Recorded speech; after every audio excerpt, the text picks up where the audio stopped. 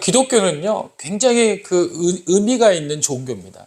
다른 경우에는요, 나 중심으로 예배를 드리고, 나 중심의 삶을 살지만요, 기독교는요, 타인 중심, 이타적인 그런 종교예요. 그래서 나를 죽이고 타인을 살게 하는 그런 이제 놀라운 의미들을 가지고 있습니다. 오늘 특별히 사순절 5번째 그 예배를 통해 가지고요, 우리가 죽음에 대해서 한번 생각해 보는 시간을 갖기를 원합니다. 자, 오늘 여러분들이 보았던 말씀은 창세기 27장 1절서부터 이 4절 말씀인데요. 그 이후에는 이제 어떤 일들이 벌어지냐면요. 사실은 이삭이 이제 많은 나이가 들었어요. 그리고 이제 죽을 날이 얼마 안 남았습니다. 이제 눈도 침침하고요. 스스로 이제 생각하기를, 내가 체력적으로 약해지고, 체력적으로 이제 연약해지니까 그 생각을 통해서, 이제 나의 죽음도 가까이 왔구나. 나의 아버지인 아브라함처럼 나도 이제 죽겠구나라는 이제 생각을 갖게 된 거예요. 그러고 난 다음에 이제 한 것이 뭡니까? 장자에게 살아있을 때 축복을 마음껏 주고 떠나야겠다. 이제 그 생각을 한 겁니다. 많은 이제 이 당시에 그 고대에서의 축복이라는 개념은요, 장자에게 계승하는 그런 선택권 안에 있었어요. 그런데 오늘 이 본문의 말씀에서 창세기에서 우리들이 알다시피 장자인 에서에게 그 축복이 넘어가야 된다라는 그 원칙적인 것을 깨고 장자인 에서는 그 장자에 대한 직분을 그다지 그렇게 크게 생각하지 못합니다. 그래서 나중에 야고보에게 어떻게 파축한 그릇에 장자의 직분을 넘기게 되는 사건도 있었어요. 그러고 난 다음에 이 사건이 도래하게 된 건데요. 그러고 난 다음에 그 전에 하나님께서도 또 어떻게 이야기하셨냐면요. 둘 중에서 작은 아이 야곱에게 축복이 넘어갈 거다라고 탄생 전에 이미 하나님께서 리브가와 에서에게 이야기를 해줬어요. 그래서 이들은 탄생할 때, 두 쌍둥이가 뱃속에서 탄생할 때 이미 하나님으로부터 그 은혜들을 접하게 됩니다. 계시를 받게 돼요. 그러고 난 다음에 기억을 하고 있었던 거예요. 그런데 세월의 때가 묻으니까 어떻게 된 겁니까? 기억이 흩어지고 또 사라지기 시작을 한 거예요. 그리고 인간적 욕심에, 인간적 방법대로 누구에게 지금 축복을 주려고 하는 거예요? 에서 장자에게 축복을 주려고 하는 겁니다. 하나님의 놀라우신 그 은혜와 하나님의 경륜이 그 가정 가운데 충만케 있어서 그 가정에, 그러니까 하나님의 법도대로, 하나님의 방법대로 그 방법의 은혜가 확장되거나 흘러야 되는데 인간적 방법으로 그것을 막아서려고 했던 것이 바로 이 본문의 등장이에요. 그런데 이 본문의 등장은 단지 죽음에 대한 이야기지만요, 그 뒤에서 계속적으로 이야기하는 건요, 그 죽음의 사건으로 인해서 이제 에서가 이삭이 이제 죽을 날을 얼마 남지 않은 그 이삭이 장자에게 복을 준 축복을 하려는 그 사건에 의해서 뒤에 완전한 축복의 사건들이 변질되기 시작합니다. 원칙적인 방법은 뭐예요? 에서에게 축복을 주거나 아니면 하나님의 방법대로라면 야곱에게 축복을 줘야 되는 경우인데, 이삭은 하나님의 방법이 아닌 인간의 방법을 사용하기 위해서 그 방법을 쓰다 보니까 에서가 이제 야곱이 어떻게 돼요? 거짓말을 하게 되고 또 그 축복을 빼앗는 형식으로 인하여서 축복을 받게 되는 그런 상태가 되고 마는 겁니다. 오늘 이 죽음에 대한 이야기를 통해 가지고요, 우리는 죽음에 대한 그 의미도 있지만 죽음으로 그 기독교 성도들이 갖는 죽음은 다른 죽음, 일반적인 죽음과는 좀 틀린 죽음이다라는 것을 오늘 말씀을 통해서 이해할 수 있길 원합니다. 여러분들 한 말씀을 좀 더 보았으면 좋겠어요. 이 본문 말씀으로는 우리가 오늘 이제 이 내용에 대한 부분들을 잘 이해할 수 없기 때문에 말씀 하나를 더 보도록 하겠습니다. 신명기 34장 5절, 6절, 7절 말씀입니다. 신명기 34장 5절, 6절, 7절 말씀입니다. 페이지 수로는 319페이지예요. 페이지는 319페이지입니다.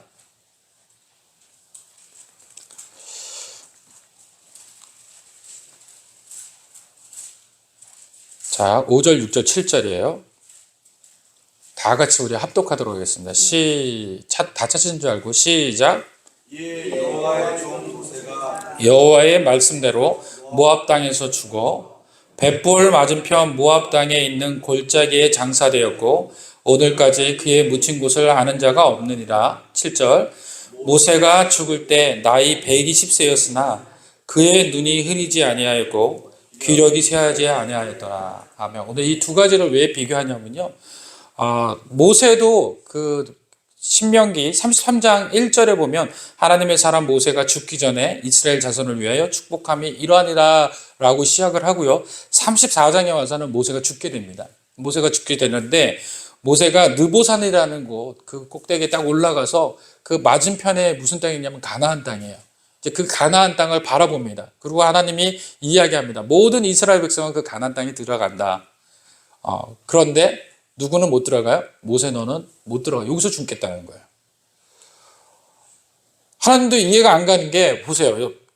느보산에 올라가서 가나안 땅을 보여주고 저 땅으로 모든 사람들이 민족들 이스라엘 백성이 들어가는데 너는 못 들어간다는 거예요.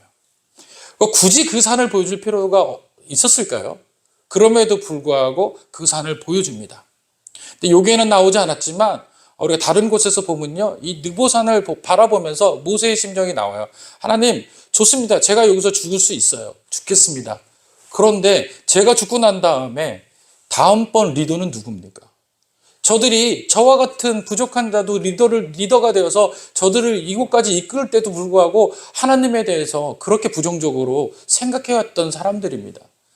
그렇게 하나님에 대해서 온전케 생각하지 않고 그렇게 하나님을 따르는데도 불구하고 늘 그들이 하나님을 향해서 온전케 한 행동을 한 적이 별로 없어요.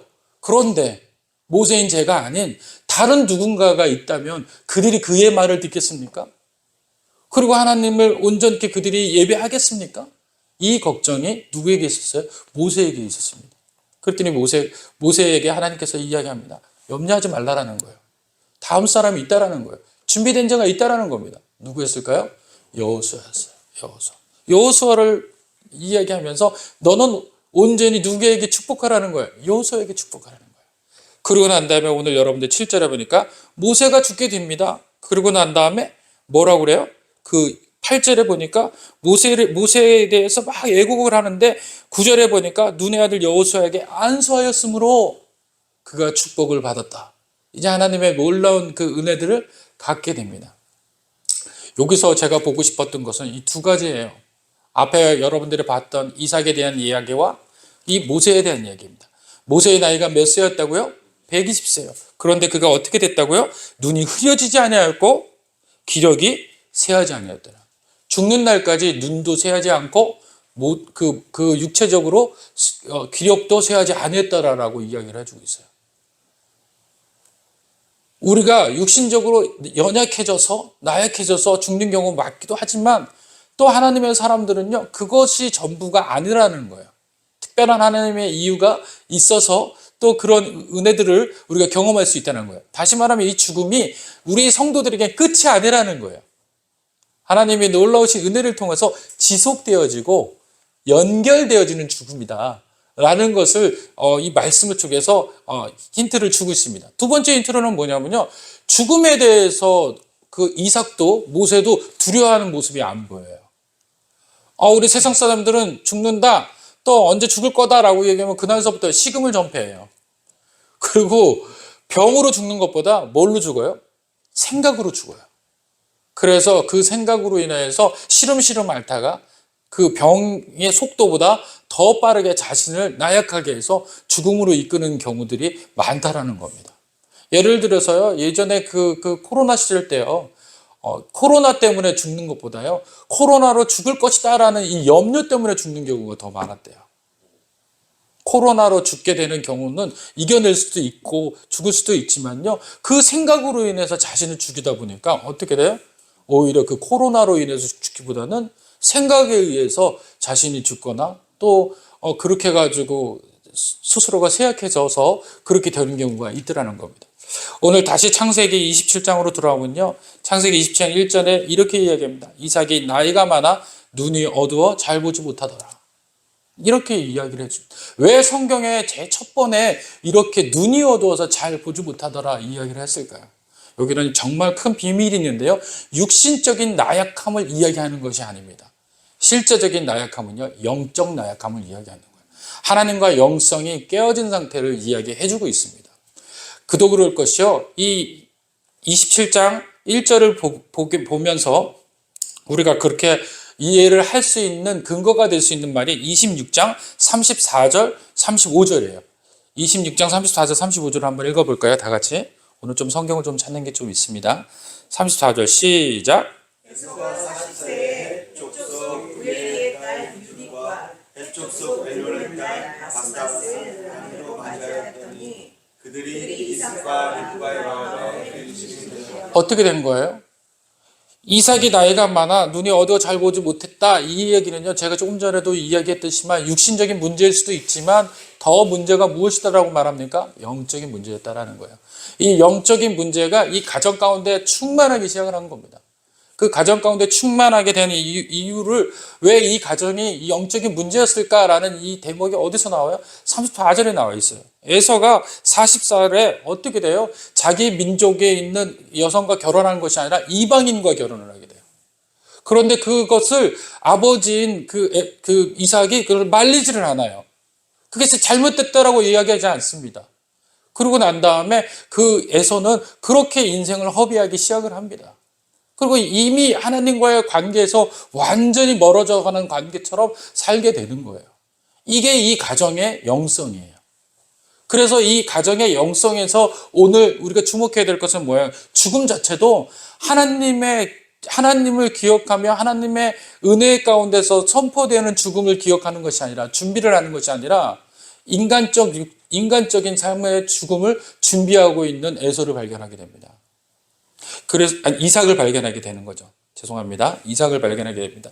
그래서 이삭이 뭐라고 이야기해요? 3절에 보니까 내기구 곧 화살통을 활을 가지고 들여가서 누구를 위하여?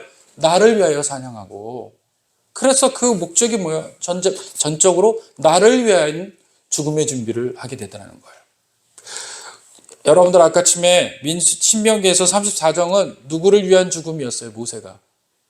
하나님과 그의 민족을 위한 죽음을 준비하는 과정을 보자면, 창세기 27장에서는요, 똑같이 하나님을 믿음을 가지고 있는 자라고 하면서도 불구하고 어떤 죽음을 준비하고 있어요? 육신적인 자기 죽음을 준비하고 있다는 겁니다. 죽음이라는 것은 라틴어로 다 같이 따라합시다. 메멘토 모리. 메멘토 모리라고 그래요. 그래서 여러분들 메멘토 모리 그러면 라틴어에서 메멘토 모리 그러면 너의 죽음을 기억하라. 죽음을 기억하라 라고 이야기합니다. 이 메멘토 모리라는 것은요, 그 로마 시대 때 그 전쟁에서 승리한 군대들이 이제 로마로 이제 입성을 하잖아요. 개선문에 들어오면요, 항상 로마에 승리한 사람들은 로마의 개선문을 통과하게 돼 있어요. 그래서 승리의 문을 통과를 합니다. 그 이제 자기네들이 승리했다라는 것을 이제 보여주는 거죠. 그런데 어떤 노예 한 명이 그 개선하는 그 군대들을 보고서 메멘토 모리라고 이 이야기를 소리를 지르는 겁니다. 그게 뭐냐면 너의 죽음을 기억하라는 거예요. 다시 말하면 너도 죽을 수 있다라는 거예요. 승리에 도취하지 말라라는 거예요. 너 지금 들어오면서 승리했다라고 기뻐가지고 들어오는데 너 그 승리가 다음 전쟁에서 유효할 거라고 여기지 말라라는 거예요. 너도 언젠가는 죽을 수 있다라는 거예요. 그러니 그 승리보다는 뭘 먼저 생각하라는 의미일까요? 죽음을 먼저 기억하라. 너도 죽을 수 있음을 기억하라. 다시 말하면요, 그 죽음을 통해서 뭘 기억하라는 거야? 하루하루에 대해서 책임을 지고 하루하루에 대해서 최선을 다하고 하루하루의 관계의 형성을 아름답게 하라는 거예요. 이게 메멘토 모리의 뜻입니다. 너무도 정말 우리들에게 많은 것을 알려주는 그런 이야기 아닙니까? 여러분, 요즘에 죽음을 보려면요, 어디 가서 보는 것이 죽음이 보여줄 수 있을까요? 장례식장이잖아요. 장례식장 아니면 죽음을 우리들이 체감할 수 있는 곳이 별로 없습니다. 그런데 과거에 우리 장로님들 계시자면요, 예전에는요, 죽음을 어디서 했냐면 장례식장이 아니라 집집마다 가정에서 했어요. 가정에서 염두하고요. 또 가정 안방에서 돌아가셨으면 그 안방에다 병풍을 피고요. 그 뒤에 관을 놓고 염하고서 2박 3일 동안 그 가정에서 하시는 거예요. 그래서 동네 사람들에게 죽음에 대한 걸 알립니다. 그럼 오늘은 이 집에서 돌아가시고 또 얼마 안 있으면 저 집에서 돌아가시고, 또 얼마 있으면 저 집, 아주 곳곳에서 장례가 펼쳐지더라는 얘기예요. 1년 내도록 돌아가면서 장례들이 있었어요. 그 장례가 흔하게 볼 수 있었습니다. 그 장례를 볼 때마다 어떤 그 느낌이 들던가요? 마음이 숙연해지고, 또 그걸 보면서 나도 언젠가 죽을 수 있구나 라는 생각들을 하잖아요. 그런데 요즘 들어서는 이 장례가 장례식장 이외에는 사라졌어요. 그리고 그 장례를 집도하시는 분들이 다 누구예요? 의사분들이나 나와는 좀 거리가 먼 분들이 그렇게 하더라는 거예요. 죽음이 추상적이게 돼버린 거예요. 그러다 보니까 나는 언제든지 살 수 있을 거라고 생각하는 거예요. 나에게 죽음이라는 것이 멀리 있을 거라고 생각하는 겁니다.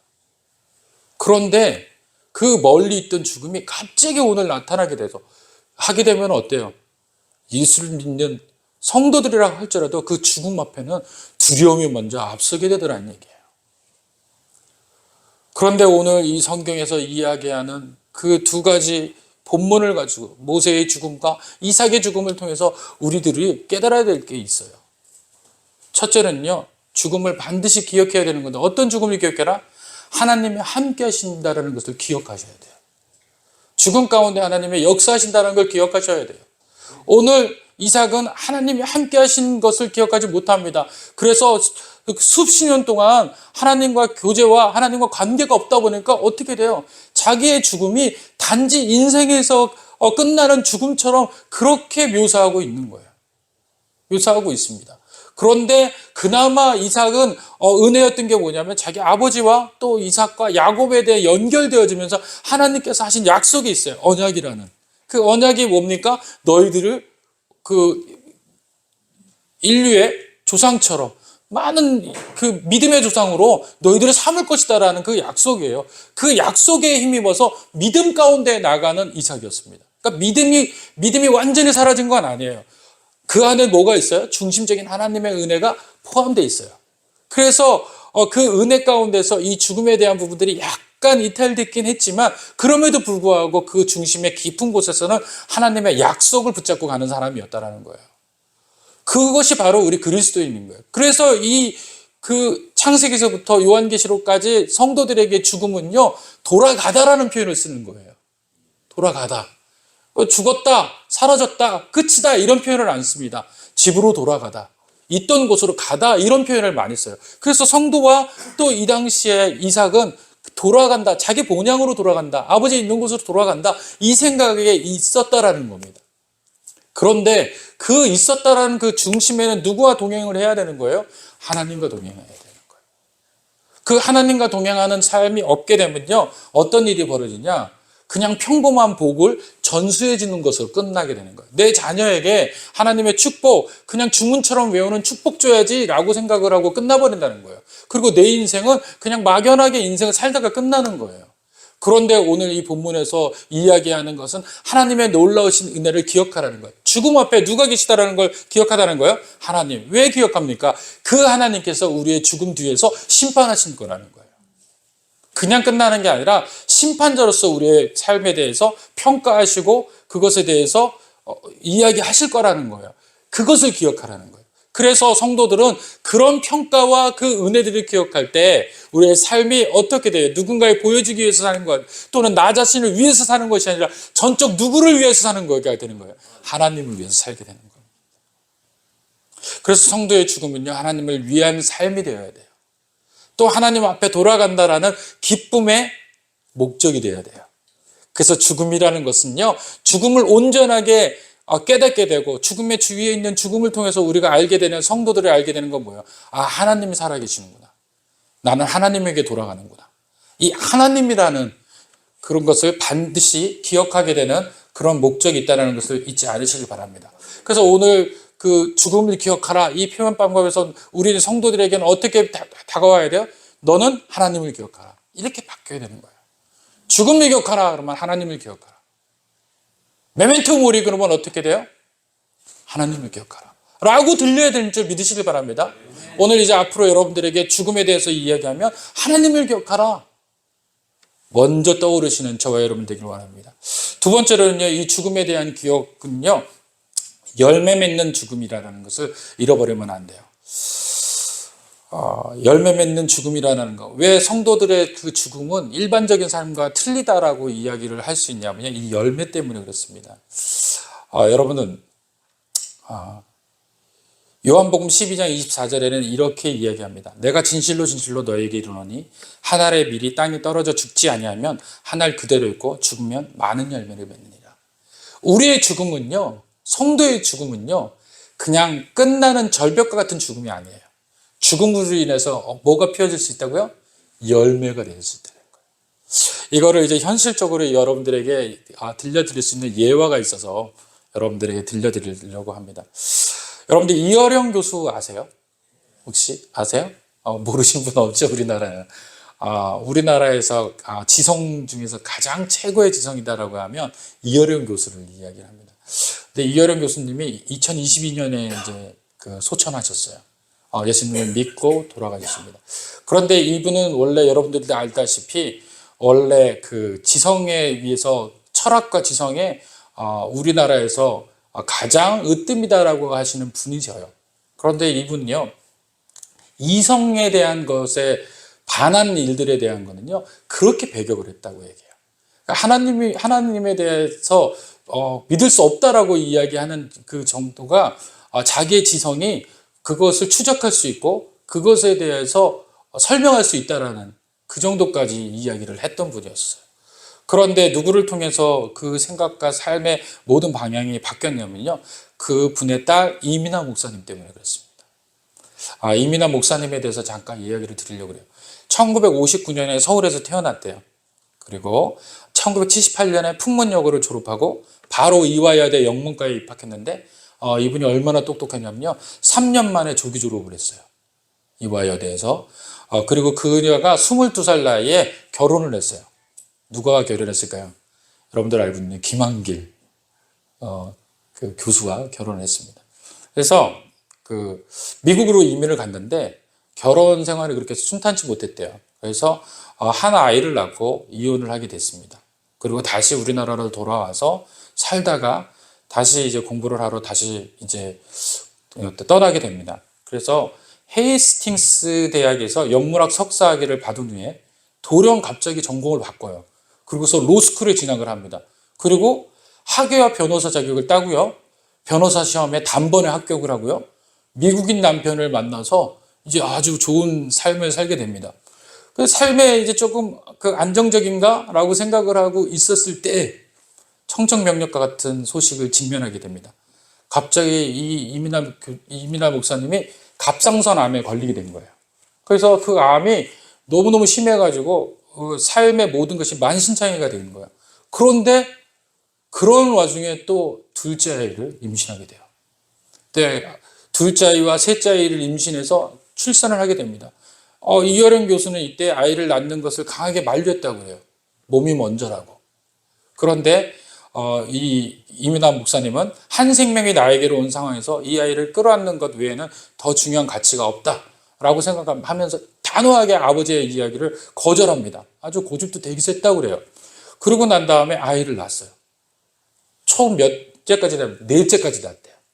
그래서 이민아 목사님의 자녀는 총 몇 명이 되는 거예요? 5명이 되는 거예요. 5명. 김알균 교수님의 자녀의 한 분이 있다가 이렇게 4명 있습니다. 10년 넘게 그런 이제 일들이 벌어진 거예요.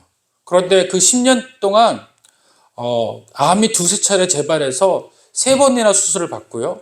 그리고 자기 생명을 걸고 암과 싸워서 또 다른 생명을 낳게 되는 이런 복잡한 일들이 그 목사님에게 계속해서 있게 된 거예요. 그때까지는 이제 신부는 목사는 아니고 신부는 검사였대요.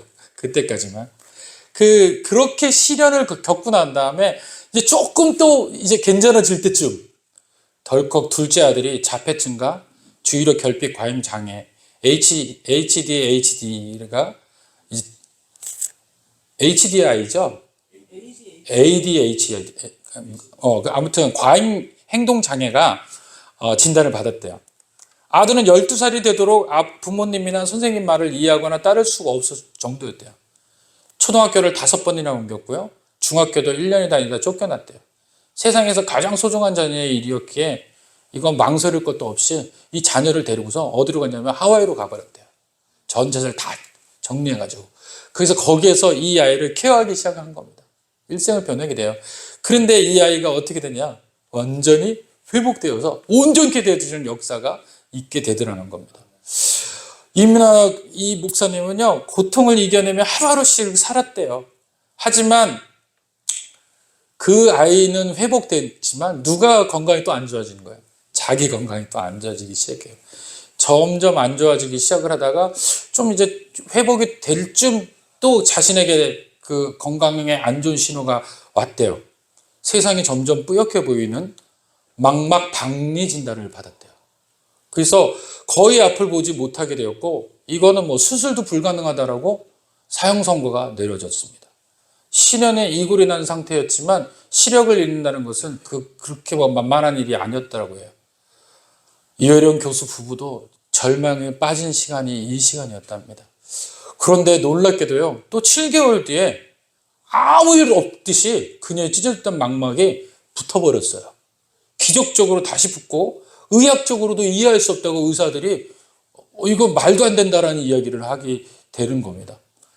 우선 세상에는 종종 이해할 수 없는 일이긴 했지만 본인에게 다가오는 일이어서 더더욱 기적과 같은 일을 그것을 내려놓을 수가 없었더래요. 그것을 붙잡았대요. 왜 나에게 이런 일이 일어날까? 도대체 뭘까? 그러나 그녀가 아직 여전히 하나님에게로 전적으로 몸을 헌신하는 그 정도의 신앙은 아니었대요. 하나님을 알고 있는 단계였다라는 겁니다. 이민아는 그저 감사하는 마음으로 다시 한번 뭔가 마음에 묻은 흙을 털고 일어날 채비를 했습니다. 그런데 그때 지금까지 모든 고난을 다 합한 것보다 더 큰 시련이 그녀 앞에 기다리고 있었대요. 그거는요, 첫째 아들 유진이라는 25살이래요. 그 당시에 꽃다운 나이에 돌연사했어요. 그냥 죽은 거예요. 버클리 대학을 졸업했대요. 아이가 IQ가 159였대요. 똑똑하고 멋진 아들이었답니다. 그런데 어느 날 감기에 걸린 것 같다더니 그렇게 그냥 쓰러졌고 혼수 상태에 빠지더니 19일 만에 세상을 떠나버렸다는 겁니다. 사인조차 알 수가 없었대요. 그렇게 즐기고 즐겼던 그녀였지만 그 시련에는 이겨낼 수가 없는 거예요. 자식을 잃은 부모의 그 슬픔을 어디에 비교할 수 있을까요? 남편을 잃은 아내와 아내를 잃은 남편, 부모를 잃은 자식들 뜻하는 말이 막 있대요. 자식을 잃은 부모를 뜻하는 말은 없대요. 왜 사람들은 그 단어를 만들지 않았을까? 이분이 막 생각을 하는 거예요. 그랬더니 이 사람에게 온 게 뭐예요? 너무 끔찍하기 때문에 아마 만들지 않은 단어라는 거예요. 너무 참담한 일을 경험했습니다. 그리고 장례식 이후에 꼬박 3년을 울었대요.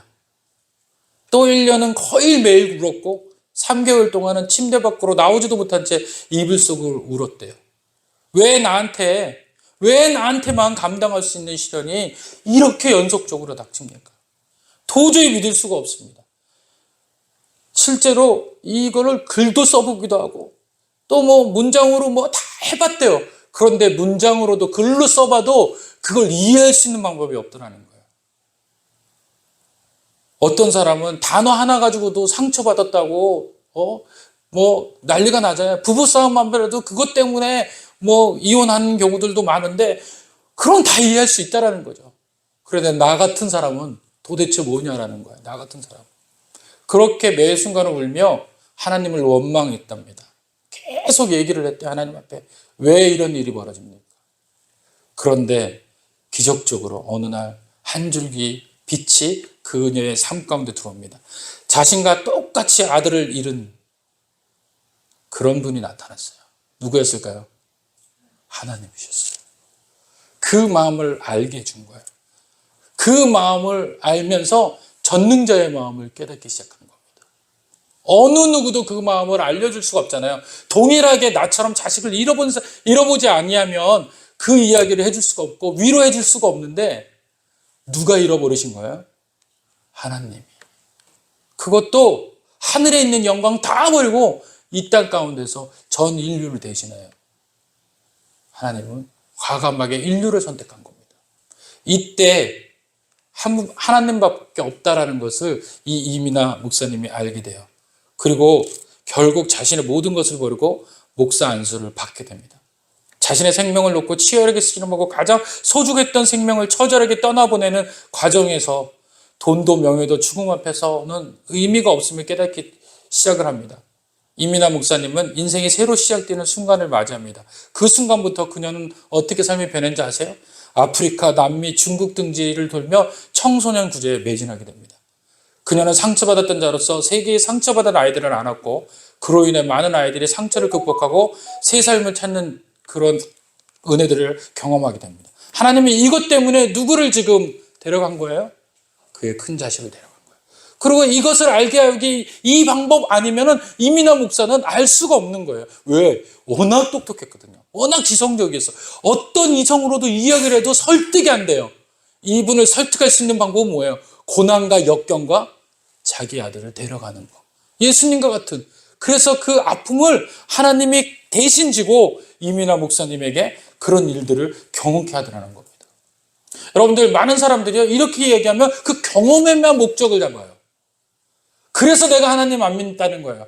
내가 그렇게 되면 나도 이런 일들이 일어날까 봐. 그 경험에만 목적을 잡아서 그래요. 그렇지 않다는 거예요. 여러분 저와 여러분들에게도 하나님이 이렇게 쓰신다는 겁니다. 믿습니까? 이게 바로 열매 있는 삶이에요. 바로 무엇을 위해서 이렇게 열매를 갖게 하세요? 바로 이 죽음이라는 것이 성도들에게는 그저 그런 죽음이 아니라는 거예요. 끝이라는 죽음이 아니라는 거예요. 바로 이 세상에 무언가 너의 죽음을 통해서 열매가 맺혀져야 되는 죽음을 이야기하는 겁니다. 이민아 목사가 죽고 난 다음에요. 죽기 전에 이제 아버지가 이호령 교수가 이민아 목사님을 통해 가지고 예수님을 믿게 돼요. 할렐루야. 그러고 난 다음에 그 열매, 이민아 목사님의 열매를 통해서 삶이 변화하게 됩니다. 완전하게 변하게 돼요. 그래서 이계련 교수가 뭐 책 중에서 제일 유명한 책도 많겠지만 그 예수님이 믿고 난 다음에 책이 바뀌어요. 과거에는요, 인문사회학에 대한 뭐 이성적인 이야기들로 막 합니다. 뭐라고 하냐면 지성. 그걸 열띠게 얘기해요. 그리고 누구를 제일 많이 하겠냐면 니체를 얘기를 많이 해요. 그가 제일 좋아했던 게 니체였거든요. 그 니체는 뭡니까? 신은 죽었다라고 얘기하지 않습니까? 그리고 그 니체가 이 얘기하는 게 아모르 파티예요. 운명을 사랑하라. 운명을 사랑하는 거예요. 너의 운명에 맞게 불평하지 말고 그걸 사랑하라는 거예요. 그런데 이 니체를 사랑했던 이 이어령 교수가 예수님을 믿고 난 다음에 지성에서 영성으로라는 책을 만들기 시작을 합니다. 지성이 아니라는 거예요. 지성의 끝은 뭐예요? 영성으로 연결된다는 거예요. 지성이 터지면 뭘로 바뀌어야 된다는 거예요? 영성으로 가게 된다는 거예요. 하나님을 만나면 지성을 버리게 된다는 거예요. 그래서 누구를 생각합니까? 과거에는 니체를 생각했던 그가 이제는 누구를 생각해요? 예수님을 생각하게 되고요. 바울을 생각하게 돼요. 바울을 뭐라고 얘기했어요? 나만큼 지성에 대해서 많은 것을 가지고 있는 사람이 없다라고 얘기하잖아요. 단언하잖아요. 그런데 그걸 뭐라고 얘기합니까? 배설물로 여긴다라고 얘기해요. 영성으로 바뀌게 된 겁니다. 누구를 만나니까요? 하나님을 만나니까. 바로 우리 성도들의 죽음은요, 하나님을 만나서 생기는 죽음일 줄 믿으시길 바랍니다. 그 죽음은 뭐예요? 바로 영성을 가지고 있는 열매 맺는 죽음이 되어야 된다는 거예요. 그래서 오늘 이 이어령 교수가요, 나중에 죽기 전에 계속해서 죽음이 두렵지 않고요, 천국에 대한 소망이 있다라고 이야기를 합니다. 그리고 그가 마지막에 죽기 전에 이어령 교수도 돌아가셨잖아요. 2022년에 돌아가십니다. 그러면서 그분이 이렇게 이야기를 해요. 자기가 인생에서 예수님을 만나고서 두 가지가 바뀌었다는 거예요. 첫째는 사랑하는 법을 배우게 됐다. 난 사랑하지 않았다. 내 딸도 사랑한다라고 생각했지만 사랑이 아니었다. 오히려 누굴 통해서 사랑을 배웠다? 이민아 목사님을 통해서 사랑이 무엇인지 알게 됐다. 그 사랑이 바로 그리스도의 사랑을 통해서 나를 설득하고 나 같은 지성이다라고 그렇게 가장 자랑했던 나를 오히려 겸손하게 만든 그 사랑 앞에 나는 무릎 꿇었다. 이렇게 이야기합니다. 그 다음에 두 번째는 뭡니까? 더 큰 변화는 내 문화관이 바뀌었다. 이제 생명 자본주의다. 생명이 먼저다. 나의 책이 누구에게 줘야 되는 겁니까? 많은 지성인들이 하나님을 알지 못하는 그들에게 하나님을 쉽게 만날 수 있는 방법, 하나님은 살아계시다, 이 이야기를 쓰는 것이 자기의 목적이라는 거예요. 사랑과 자기 목적이 분명하게 생기게 되는 겁니다. 그리고 난 다음에 이혜련 교수가 마지막에 그렇게 이야기를 하고 암 투병하면서 이제 죽게 되는 얼마 안 남겨서 그 이민아 목사님에게 편지를 써요. 이 편지를 한번 여러분들이 읽어드릴게요. 미나야, 이제 울어도 된다 라는 제목의 이 서문에서 교수님이 이렇게 이야기합니다. 지금 너의 눈물 자국마다 꽃들이 피어나고 너의 울음소리마다 꽃을 노래하는 새소리가 들려온다. 이렇게 이야기합니다. 너의 죽음을 통해서 많은 영혼들이 이제 회복이 됐다. 그리고 또 이렇게 얘기합니다. 내가 눈물로 품어주었던 땅끝의 아이들은 지금 어른이 되어 다른 아이들을 품어주고, 내가 학생들에게 남긴 마지막 말들은 젊은이들의 입을 통해 지금 다른 마당에서 이어져 가고 있다. 죽음이 끝났다라는 게 아니에요. 너의 죽음이 열매 맺고 있다. 너의 죽음이 너를 산 것처럼 이야기하고 있다. 그러니까 너는 죽은 것이 아니다. 바로 예수 그리스도가 이 땅 가운데 오신 목적이 뭐예요? 우리의 죽음을 종결시키려고 하는 거예요. 우리의 죽음이 끝으로 끝나는 것을 이어지게 만드신 분이 누구십니까? 예수님이세요. 예수님께서 죽으셔서 3일 만에 부활하신 이유가 뭐예요? 바로 죽음은 끝났지만 뭘로 살아나는 거예요? 부활신앙으로 살아라. 할렐루야. 죽지 않는다라는 거예요. 다시 산다라는 거예요. 그래서 우리의 삶이 영원해질 수 있다는 거예요. 바로 이것이 열매 맺는 삶이라는 걸 좀 믿으시길 바랍니다. 이민아 목사가 고난을 통해 주님을 인지하고 사명을 깨닫고 누구도 할 수 없는 사랑으로 세상의 어린아이들을, 자식을 떠나보낸 부모의 마음, 하나님의 마음으로 품었듯이 이혜련 교수도 그렇게 마음을 품고 있다가 돌아가게 됩니다. 그러면서 자기의 마지막에요, 찬송가를 들리게 하라. 또 예배 가운데 기쁘게 하라. 그리고 모든 문을 활짝 열어라. 내 인생이 끝나는 것이 아니다. 그리고 그 인생에 대한 이야기들을 대담 형식으로 해가지고요, 인생의 책을 엮어내요. 그리고 난 다음에 많은 사람들이 읽게 합니다. 그 족족들의 목차에서 보면 누구를 이야기합니까? 하나님을 이야기해요. 예수님을 이야기해요. 최고의 지성이라는 사람이 지성으로 끝날 수밖에 없었던 그 인생이 예수님을 만나고 하나님을 만나고 죽음에 대해서 기억하게 되니까 어떻게 됩니까? 영성으로 바뀌게 되었다. 오늘 저와 여러분들 이 죽음을 기억하십시오. 오늘 이삭과 이 모세의 죽음의 두 비교를 잠시 앞번에 얘기를 했지만, 이삭은요 그 인생을 그렇게 하다가 그 에서에게 헛된 축복을 주려다가 그것이 수포로 돌아갑니다. 그리고 인생의 그런 목적들로만 삼다가 그냥 끝나요. 그러나 여전히 그에게는 하나님의 놀라우신 은혜 가운데 섬기는 그 축복의 믿음이 있어서 그 믿음 붙잡고 돌아가게 되는 것입니다. 하나님에게로. 우리 성도들도 마찬가지입니다. 그냥 인생을 평범하게 살 것이냐, 아니면 우리 인생 가운데서 목적대로 주어진 삶을 최선을 다할 것이냐, 선택해야 될 거예요. 그런 의미에서 우리는 죽음을 기억해야 됩니다. 우리도 죽는다라는 겁니다. 어떻게 죽어야 됩니까? 열매 맺는 삶으로 죽게 되기를 간절히 원합니다. 이것이 사순절 5번째 예배입니다. 하나님, 예수님께서 이 죽음에 대한 의미를 우리들에게 주시기 위해서 이제 다음 주에 십자가 못 박혀 돌아가실 때, 그때 우리들에게 우리의 죽음이 끝날 수 있지만 지금 우리가 이야기했던 것처럼 그 죽음이 열매 맺을 수 있는 죽음이다 라고 이야기해 주는 것을 우리가 기억하길 원하며, 다음 주에 우리의 종려주의 또 부활주의를 통해서 감사하며 주님 앞에 나아가시는 저와 여러분 되기를 간절히 축원드립니다.